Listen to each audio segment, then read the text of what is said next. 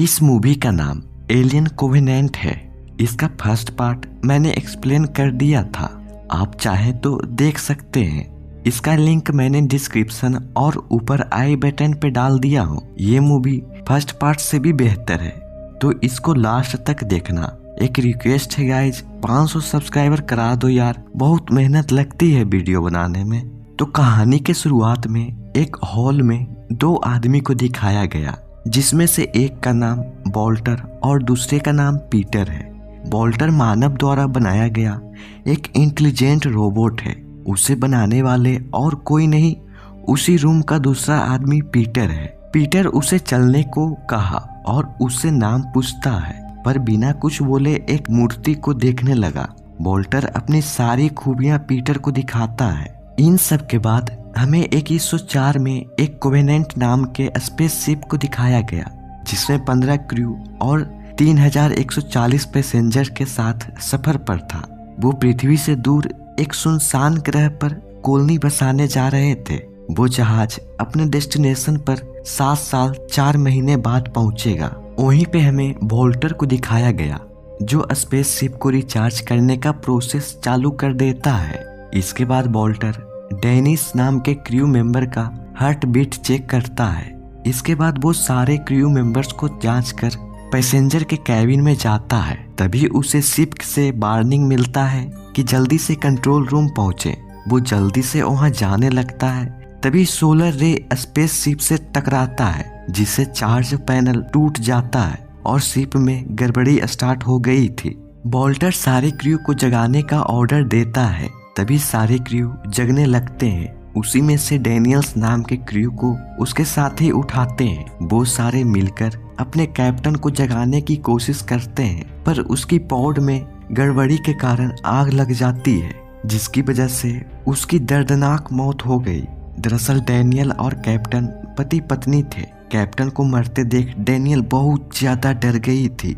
इन सब के बाद सारे मरे हुए लोगों को एक जगह शिफ्ट कर दिया गया। डेनियल अपने पति के मौत पर बहुत ज्यादा सदमे में थी। वो अपनी पुरानी तस्वीरें जो कैप्टन के साथ थी उसे देख रही होती है। इसके बाद हमें एक आदमी को दिखाया गया, जिसका नाम क्रिस्टोफर है। वो अब इन सब का कैप्टन बन गया था। वो अपने क्रू को मरने वाले लोगों की पुष्टि करता है, जिसमें पैसेंजर में 40 लोग और उनका कैप्टन मारा गया है। इसके बाद कैप्टन उन सबको अपनी अपनी काम बताता है, जिसमें उस सोलर पैनल को ठीक करना सबसे ज्यादा जरूरी था। तभी वहाँ डेनियल आती है। वो शिप में और खराबियों के बारे में बताई। इसके बाद डेनियल और वॉल्टर शिप में रखे गाड़ियों को चेक करने गए, जहाँ पर सब कुछ ठीक था। वहाँ पर डेनियल वॉल्टर को अपने और जेकब का सपना बताती है। इन सब के बाद सारे क्रू अपने लोगों के मरने के गम में जाम पीते हैं और जेकब को अंतिम विदाई देते हैं। उधर कैप्टन क्रिस्टोफर ये सब देखकर उन सब पर गुस्सा होता है। क्रिस की गर्लफ्रेंड भी वहाँ पे आई। कैप्टन अपनी सारा गुस्सा उस पर उतार देता है। फिर वो लोग सोलर पैनल को ठीक करने चले गए। वहाँ का नजारा दिल छू जाने वाला था। कुछ मशक्कत के बाद वो लोग सोलर पैनल को ठीक कर देते हैं, जिससे सारे स्पेसशिप में फिर से बिजली आ गई थी और सिस्टम भी उनके कंट्रोल में हो गया था। टेनेसी नाम का क्रू जो सोलर पैनल को ठीक कर रहा था, उसके हेलमेट के स्क्रीन पे अजीब सा सिग्नल शो होता है, जिसके कारण वो बहुत ज्यादा डर गया था।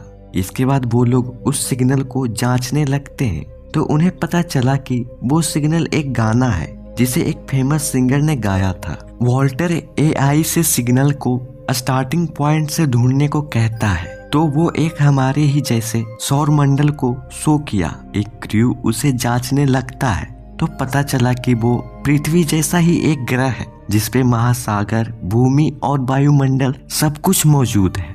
इन सब पर भी वो जिस ग्रह पर जा रहे थे, उससे ज्यादा अच्छा वातावरण इस ग्रह पर था। ये लोग इस ग्रह को नहीं ढूंढ पाए थे। वो उसकी दूरी देखते हैं तो ज्यादा दूर नहीं था, बस कुछ हफ्ते लगेंगे वहां पहुंचने में। वो लोग तय करते हैं कि वो उस ग्रह को करीब से चेक करेंगे, पर डेनियल कैप्टन को समझाती है कि हमें ये सब करने की जरूरत नहीं है, हमें अपने गंतव्य स्थान पे ही जाना चाहिए, जिसे हम लोगों ने चुना था। पर कैप्टन क्रिस उसकी बात नहीं मानते। और उसे वहां से चले जाने को कहते हैं। कुछ हफ्ते बाद वो लोग उस ग्रह के पास पहुंच गए। इसके बाद वो लोग उस ग्रह की तरफ निकल जाते हैं। उस ग्रह पर बहुत ज्यादा खतरनाक तूफान आया हुआ था। उन लोगों को उसके पार जाने में बहुत तकलीफ हो रही थी और उनका सिग्नल भी कोवेनेंट से टूट गया था। वो लोग किसी तरह उस ग्रह पर लैंड कर जाते हैं। फिर उसके बाद सारे क्रू उस जहाज से बाहर निकले। फिर उस सिग्नल को फॉलो करते हुए आगे बढ़ जाते हैं। वो लोग आपस में बात करते हैं कि यहाँ पे हम लोग कॉलोनी बसा सकते हैं। उस ग्रह पर गेहूं के फसल उगे हुए थे जो कुछ साल पुराने थे।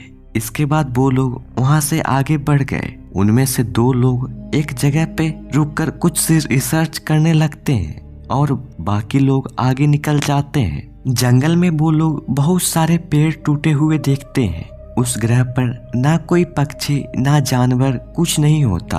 उनमें 2 लोग जो अलग वो एक जगह पे रिसर्च करने लगे थे। तभी उसमें से एक का कुछ अंडे जैसे आकृतियों पर पैर पड़ गया जिससे वो फूट गए और उसमें बहुत छोटे छोटे धूल टाइप कण निकले। वो एक आकृति बनाकर उस आदमी के कान में घुस गए। बाकी क्रू एक स्पेसशिप के पास पहुंच गए। इसे हम लोग ने फर्स्ट पार्ट में देखा था। वो उस शिप को अंदर से देखने चले जाते हैं जहां एक क्रू मेंबर के नाक में वही जीव घुस जाते हैं। डैनियल को डॉक्टर सॉ का लॉकेट मिल जाता है। इसका मतलब डॉक्टर सॉ और डेविड इसी ग्रह के लिए निकले थे। उस मूवी के लास्ट सीन में सारे क्रू को सॉ स्क्रीन प्लेइंग दिखाता है जिसमें वो शिप को चला रही थी और वो सिग्नल इन लोगों को यहीं से मिल रहा था। तभी उन दोनों का मैसेज आया कि एक क्रू का तबीयत सही नहीं है। वो लोग उनके पास जाने लगते हैं। तभी उनमें से भी एक का तबीयत बिगड़ने लगता है। ये वही लोग हैं जिनके शरीर में वो जीव घुस गए थे। लेडबर्ड का तबीयत बहुत ज्यादा खराब हो गया था। वो उसे मेडिकल रूम में ले जाती है। तभी उनमें एक क्रू उस गेट को बाहर से लॉक कर देती है और भागकर कैप्टन को जल्दी से मैसेज करके बुलाती है। इसके बाद वो रूम के बाहर गई जहां लेडबर्ड के शरीर को फाड़कर एक जीव निकलता है। जो जीव धीरे धीरे बड़ा हो रहा था। वो औरत उसे बचने की कोशिश करती है पर वो उसके ऊपर हमला कर उसे मार डालता है।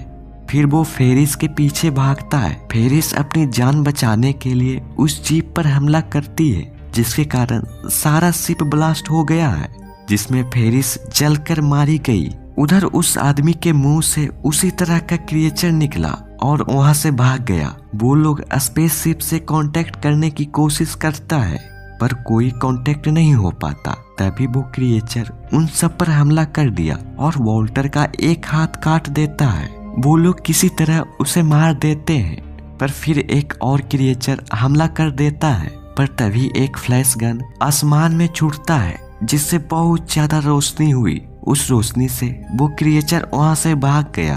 वो फ्लैश गन छोड़ने वाला आदमी उन्हें अपने साथ चलने को कहता है। वो उसके पीछे पीछे एक बहुत बड़े बाउंड्री के अंदर चले गए। वहां पे बहुत सारे लाशें पड़ी थी। ये दृश्य बहुत भयावह डरावना था। वो उस व्यक्ति के पीछे एक गुफा में गए जहां हमें पता चला कि वो आदमी और कोई नहीं डेविड है। आप लोग को अगर पता ना हो तो ये भी एक रोबोट है। वो 10 साल पहले की कहानी बताता है। हमें पता चला कि उस शिप में वो सारे जीव रखे हुए थे। शिप में कुछ खराबी होने की वजह से उससे निकलकर सारे जीव इस ग्रह के लोग को मार डाले थे जिसमें डॉक्टर सॉ की भी मृत्यु हो गई थी और अंत में किसी तरह डेविड बच जाता है। इसके बाद वो लोग किसी तरह शिप से कांटेक्ट करने की कोशिश करते हैं पर कोई ज्यादा फायदा नहीं होता। ऊपर टेनेसी शिप को ग्रह के पास ले जाने लगता है। नीचे वॉल्टर उस ग्रह के सारे जीवों के तस्वीर को देखता है। तभी डेविड वहां आ जाता है और उसे बांसुरी बजाने की ट्रेनिंग देता है। वॉल्टर इस ग्रह के लोगों के बारे में डेविड से पूछता है जिस पर डेविड थोड़ा सहमता है जिसके कारण वॉल्टर को उसके ऊपर शक हो गया था। डेविड उसे कहीं लेकर जाता है। उधर कैप्टन डैनियल से माफी मांगते हैं। डैनियल ने उसे मना किया था इस ग्रह पर आने से। वो उसे शांत कराती है। इधर डेविड वॉल्टर को अपने साथ लेकर एक जगह पहुंचा जहां वो अपनी सारी सच्चाई वॉल्टर को बताता है जब वो उस ग्रह पर आया था तो उसी ने वहाँ सारे क्रिएचर्स को उन सारे लोगों पर छोड़ दिया था, जिसके कारण यहाँ की बहुत पुरानी सभ्यता बहुत बुरी तरह से खत्म हो गई। डेविड उसे डॉक्टर सॉ की कब्र दिखाता है। असल में डेविड डॉक्टर सॉ से प्यार करने लगा था और बोल्टर कहता है जैसे तुम डेनियल्स को चाहते हो, पर बोल्टर उससे समझाते हुए कहता है ये हमारे फर्ज हैं और ये मुमकिन नहीं क्योंकि हम मशीनी रोबोट्स हैं। उस बाउंड्री के बाहर हमें उस क्रिएचर को दिखाया गया जो उसके अंदर आ गया था। इधर एक क्रू खुद को फ्रेश कर रही थी, तभी वो क्रिएचर उसके ऊपर हमला कर देता है जिससे उसकी मृत्यु हो जाती है। इधर दो लोग स्पेसशिप से कांटेक्ट कर लेते हैं और उनसे हेल्प मांगते हैं। स्पेसशिप में टेनेसी उन सबको बचाने का प्लान बनाता है। उधर डेविड उस क्रिएचर के पास जाकर उससे संपर्क करने की कोशिश करता है, पर तभी पीछे से कैप्टन आ गया। डेविड उसे शूट करने से रोकता है पर उसे मार देता है। वो अपनी फ्रेंड को मरा देखकर उसे डेविड के ऊपर शक हो गया था। वो उससे सारी सच्चाई पूछता है पर बिना कुछ बताए वो वहां से चला गया।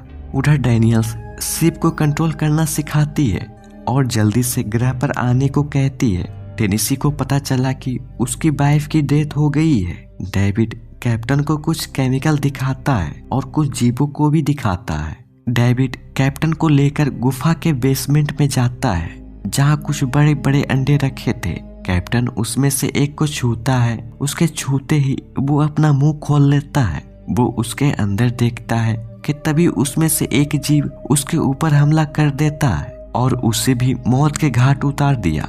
उधर टेनेसी जहाज को लेकर उस ग्रह पर जाता है, पर इसके बाद हमें पता चला कि कैप्टन सिर्फ बेहोश हुआ था। डेविड उसके सामने ही बैठा था, पर तभी कोई चीज उसके शरीर को फाड़कर बाहर निकलता है। इसके बाद कैप्टन की मृत्यु असल में हो जाती है। उधर बोल्टर डॉक्टर सॉ के लाश को देखता है जो कि पूरा फटा हुआ था। शायद डेविड इसके शरीर के ऊपर रिसर्च करता था। इसके बाद बोल्टर उसके पास गया जहां डेविड बोल्टर को अपने मंसूबों को बताता है। असल में वो इंसानों की नस्ल को खत्म करना चाहता है और उनके जगह नए नस्ल को बनाना चाहता है जिसके भगवान डेविड हो। बोल्टर उसे बताता है कि इंसानों ने ही हमें बनाया है, हमें उन्हें मारना नहीं चाहिए। इसके बाद डेविड उसे बेहोश कर देता है। इधर डैनियल को डॉक्टर सॉ की तस्वीर दिखती है, पर तभी डेविड उसके पीछे आ जाता है और उसे धमकी देने लगता है जैसे डॉक्टर सॉ को मारा तुम्हारे साथ भी वही करूंगा। वो भागने की कोशिश करती है पर वो उसे दूर फेंक देता है और उसके साथ जोर जबरदस्ती करने लगता है, पर तभी वहाँ बोल्टर आकर डेविड को उठाकर दूर फेंक देता है और दोनों में जबरदस्त फाइट होने लगता है। इधर डैनियल जल्दी से शिप को सिग्नल भेजती है। उधर बोल्टर भी जल्दी से उसके पीछे आ जाता है और शिप में चढ़ जाते हैं। पर एक क्रिएचर उनके शिप पर चढ़ गया था। डैनियल उसे मारने के लिए जाती है और उस क्रिएचर पर हमला करती है, पर वो मरता नहीं। शिप भी आउट ऑफ कंट्रोल हो रहा था।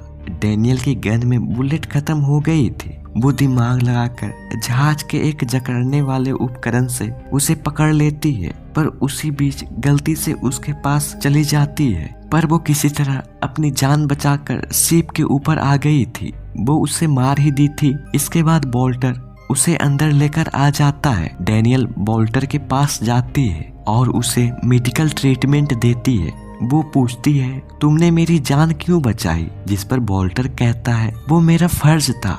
इसके बाद उन्हें पता चला कि एक क्रिएचर उनके शिप में आ घुसा है। वो एक दो लोगों को मार भी देता है। डैनियल उसे मारने के लिए उनके पास पहुंची, तभी वो क्रिएचर उनके ऊपर हमला करने आ जाता है, पर उसे एक ट्रक से काटकर स्पेसशिप के बाहर फेंक देते हैं। इसके बाद वो दोनों स्लीपिंग पॉड में सोने चले जाते हैं, पर डैनियल को पता चल जाता है कि ये डेविड है, पर अब कुछ नहीं हो सकता क्योंकि वो स्लीपिंग पॉड में थी। इसके बाद डेविड अपना फेवरेट संगीत सुनते हुए उन क्रिएचर्स के अंडे को एक स्लीपिंग पॉड में रख देता है और स्पेसशिप अपने मंजिल की तरफ निकल गया। इसी के साथ ये मूवी यहीं खत्म हो जाती है। तब तक के लिए bye bye, God bless you all.